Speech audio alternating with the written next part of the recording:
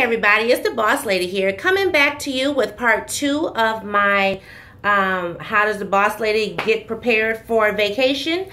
And in part 1 we talked about, choosing a destination, how I go about getting things set up for the trip, as far as what search engines I use, how I plan a year in advance, and then just reviewing my previous trips just to try to, price compare. And price compare as well as destination compare. So now let's move on to part 2.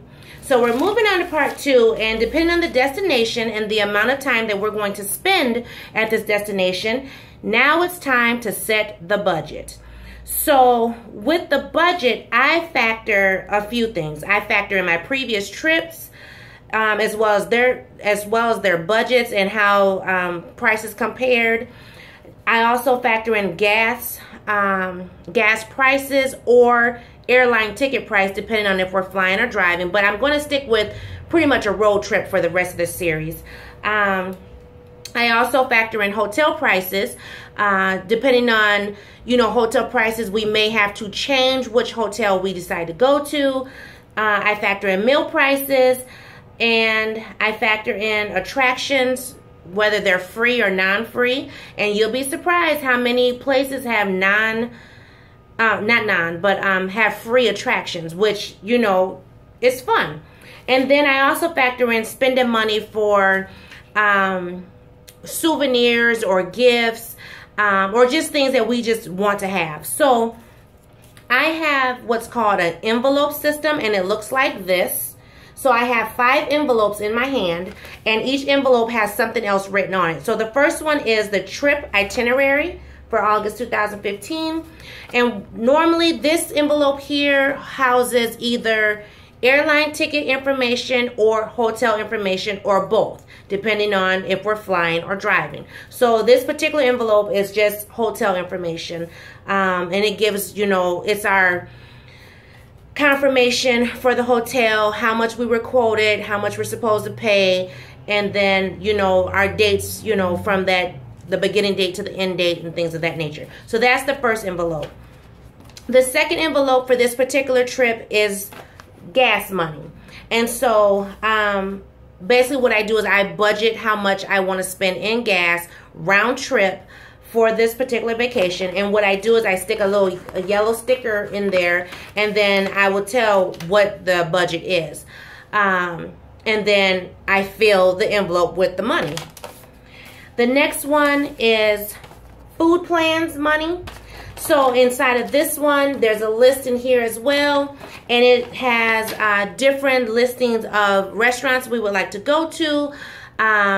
And pretty much the restaurants are strategically planned, so we're just not in one particular area or one strip of, restaurants, so that as we're doing attractions, we can go to those particular restaurants.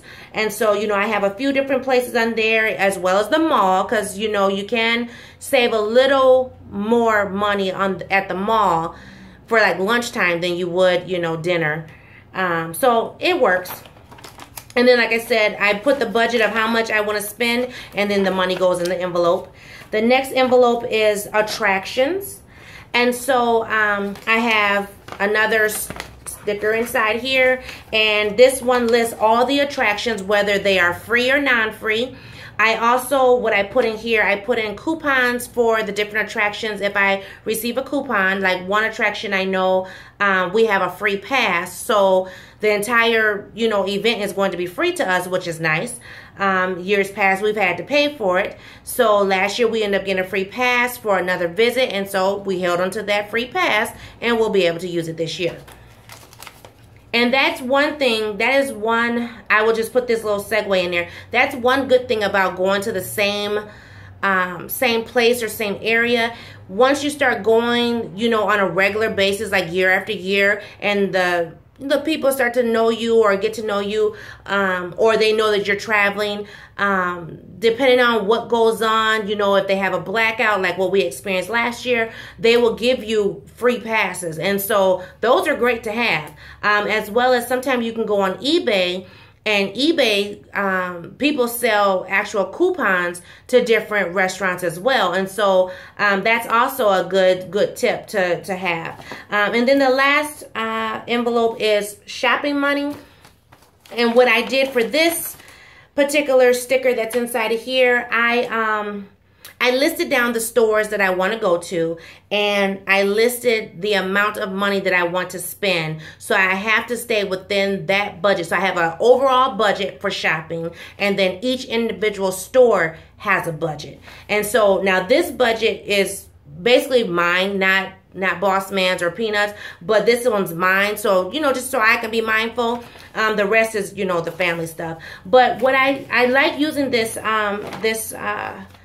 system, and what works best for me is that outside of this one, which is the trip itinerary, all the rest of these normally is just like cash envelopes. I know a lot of people say, oh, you shouldn't carry cash when you're on vacation. You should always have traveler's checks or carry a credit card. Yes, that is true. You should have a credit card for emergencies, but you shouldn't just take a credit card just to use it for vacation. I was raised credit cards are for emergencies only. They're not to be just out shopping and, kicking in and stuff. So, and we know, like for the hotel, that's definitely a credit card purchase.